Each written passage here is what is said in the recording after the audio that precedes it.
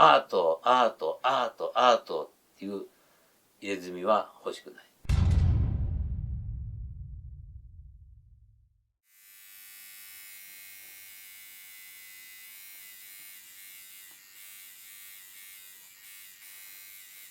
最初はね、そんな高尚な生意気な考えも何もないね。ただ入れ墨好きで、この仕事で飯食いたい。で、飯食うためには上手くなりたい。上手くためには努力するしかない。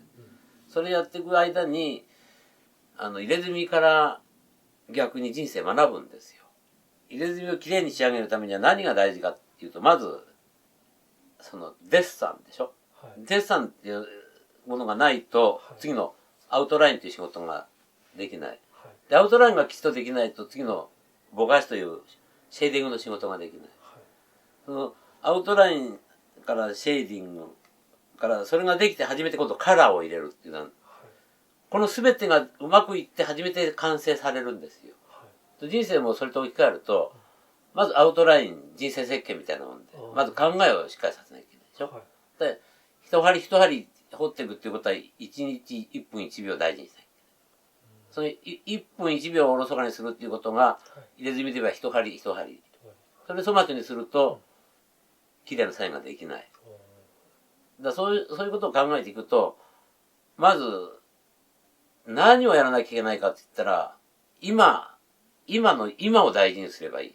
その積み重ねが1分で、1時間で、1日で、1週間で、1年っていうふうになるわけだから。それを単純に入れ墨の一針、人生の1分1秒大事に。それが、積み重ねていくことによって自然と技術も向上するし、知識も増えるし、知識が増えるっていうのはそのデザインをいいものにするためには勉強しなきゃいけないでしょ。そうすると知識が頂点身につく。知識がつくから知恵が出される。そうするとなおいいものができてくる。だからこれが要するに自然に身につく手法です。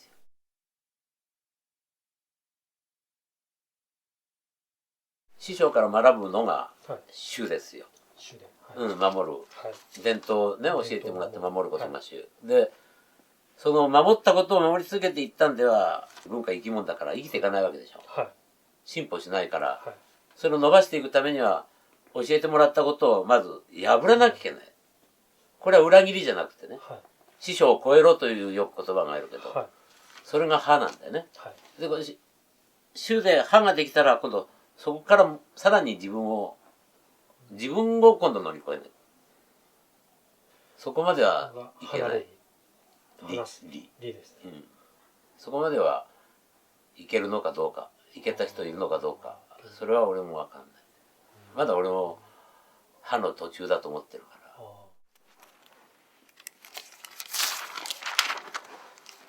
この観音様貼ろうか。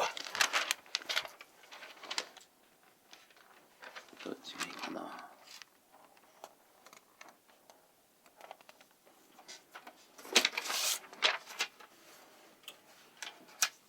今便利だよ。昔こういうのなかったからさコピーないからね、絵を描くときにはもう全部こう拡大して描いてたんだよ。能率が上がらなかったんで無駄なことってすごく大事なんですよ。何事でもね。特にこう職人仕事で近道で覚えたじゃあ掘れるようになりました、うまいですねだけでは半分しか覚えてないんですよ。遠回りしないですぐ行っちゃうから、この間の知識がつかないんですよ。この半径が直線コースを通るからね。だからここの間で覚えたことしかないんですよ。だから昔は大回りするから余分なことを覚えてくるんですよ。その余分なことがものすごい重要なことなんです。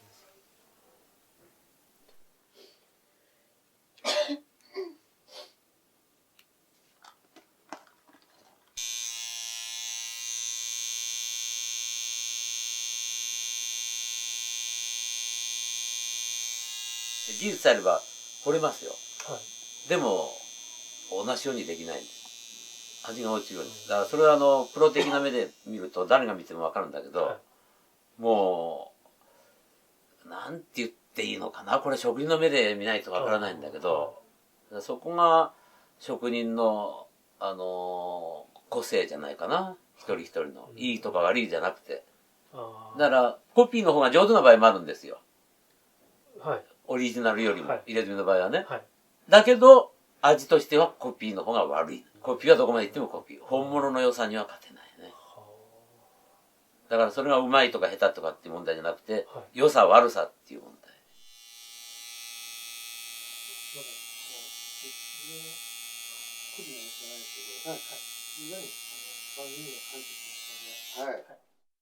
直接の詩は初代。そうです、そうです。質問しても答えてくれないんですよ。どうですかと、っていうだけで、そのの中から、自分で、答えを探すんですよ。師匠の答えを。っていうのと、このトーンの違いで、はいはい。それで修行していくんですよ、自分の足で。それである日、お前やれよっていう言葉が出るんですよ。一番面白いのが伝説、奇談、空想。だから孫悟空もいないけど、いるものとして作らないといけない。龍もいないけど、いるものとして描くでしょ。ところが実際にいた人物、それを、いた人物そのままに彫ったんじゃダメなんですよ。やっぱり、その伝説風に彫らないと。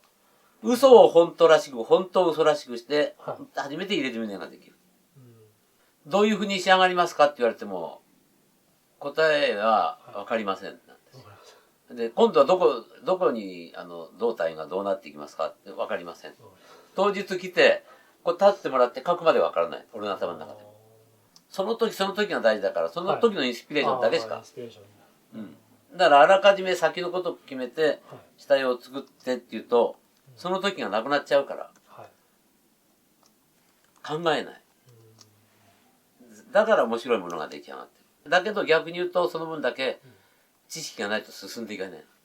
絵は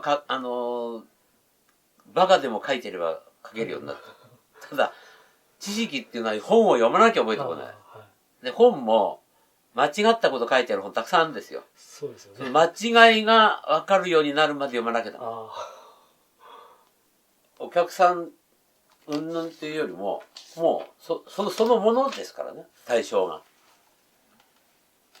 相手のキャラクターとか、個人の性格であるとか、そういうもの一切関係ない。入れ墨デザインそのもののキャラクターにならないといけない。それがなんなかったらやっぱり、筆進まないじゃないですか。相手のことを考えてたら。ただ、相手の希望には、そうやってやってきますよ。多分ここからここまでしかもう掘りたくないっていう。それを超えたら、お客さんと私の間のコミュニケーションはゼロになっちゃうからね。やっぱり守るべきところを守っている中で、もう、相手も無視。自分そのものも無視。もう手先だけが勝手に動いてくれるということだけ。波を例えば下書きするでしょ。下書きをすると、下書きに頭が取られて、手先もそこに取られていくんですよ。そうすると、自由な線が引けなくなってくる。今度、彫るときに。囚われない心っていうのが、私には大事なの。だから一瞬一瞬が大事なんです。入れ墨の道着っていうのは様々であって、ただ本当の魅力っていうのはそこの男らしさ、男としての誇り、それを誇示したいため、維持したいため、そこにあると。痛みに耐えられないっていうことは男じゃないってことじゃないですか。まあ、そうそう女の人外れちゃうからそういう意味じゃなくてね。女の人はまあ、女らしさを見せたいからっていうのはないと思う。ただ女の人はだいたい綺麗だから好きだからかっこいいからっていう、ちょっとなんていうのかな、女胸郭みたいなイメージっていうで掘るんだと思うんですけど、男の場合は、まず痛みに耐えられないと男じゃないってとこあるじゃないですか。やり始めたら途中で値を上げれないでしょ。ただそこで物理的な痛みなんてのは精神面で補っていくしかない。単純なことですから。自分に勝てるか負けるかです。最初はアメリカンタトゥーとして若い子たちがワンポイントたくさん彫ったのが、次第にアメリカンタトゥーに飽きが来て、はいで日本伝統姿勢に面を向けられるようになった、はいあと今度日本伝統姿勢のこの背景が欲しくなってくる、はいはいでワンポイントをつなげて日本入れ墨らしく見せたり、でまあ今外国人でも日本伝統姿勢っていうのが主流になってきつつあるんですよ。あだから日本伝統姿勢の魅力っていうのは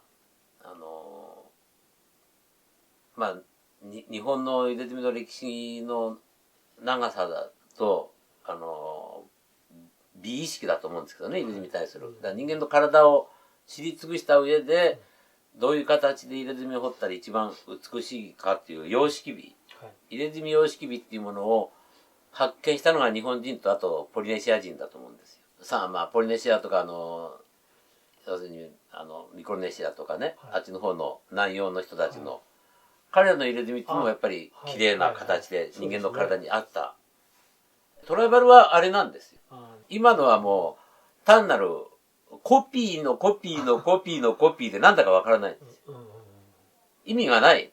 ただ模様だけで。だから本来みんな意味があって呪術的なね、そういうものが顔にあり腕にあり、こういうところにこうあって、だから体にすごくこうマッチした形でデザインされた。だから日本のものも同じなんですよ。片腕なら片腕、両腕なら両腕、背中なら背中というふうにこう一つの形があって、それが人間の体にピタッとはまっていたんですよ。だからそれが西洋にはないから、彼らが求めたのがその入れ墨の様式美なんです。で最終的に行き着いたところが日本の入れ墨なんです。法政大学の松田修先生って入れ墨研究で日本で第一番の人いたんですよ。亡くなっちゃったんだけど。で松田修先生曰く、その先生入れ墨大好きでここにも何回も来てくれたんだけどね、入れ墨を茶の間に持ち込んではいけないっていう、だから要するに一般化しちゃいけない。入れ墨は特殊な世界の人たちの中にあってこそね、いいもんであって、入れ墨が茶の間に進出するということは入れ墨に対する侮辱である、美がなくなる、入れ墨に対する美がなくなる、その考えはね俺賛同します。だから誰でも彼でも掘って電車の中つり革でドライバーの入れ墨があってね、手の甲になんかわけのわかんないの掘って若い子が乗っかってる、芸能人がテレビのコマーシャルで入れ墨で出してる。確かにあれ松尾修先生の言う入れ墨に対する冒涜だと思う。その本来の持つ美学がね失われた証拠だと思う。要するにだからさっき言った精神が遠回りしてない分だけなくなってきてる、ね、だから精神的なものの裏付けがあって初めて入れ墨も光るわけですよ。そこには光があっちゃダメなんだよね。入れ墨もやっぱりその影の部分がないと本当の光がない。だから明るい中で入れ墨出してやるっても本当の入れ墨の魅力っていうのは感じないと。ちょっとアンダーグラウンド的な匂いがあってこそ初めて入れ墨としての重みも魅力も歴史も文化もプンプンに寄ってくる。それこそが俺なんか残していきたい文化だから今のアートアートアートアートっていう入れ墨は欲しくない。日本伝統姿勢美という美の中にはアートの美と精神の美が両方欲しい。自分の求めた到達点というのは絶対見つからないと思う。全てのものがね欲求不満で終わるからいいんですよ。全てが欲求不満で終わるから。死に際にね満足して死んだ人なんて一人もいないと思う。俺の最終目標は死ぬことだから。いかにうまく死ねるかっていうことだから。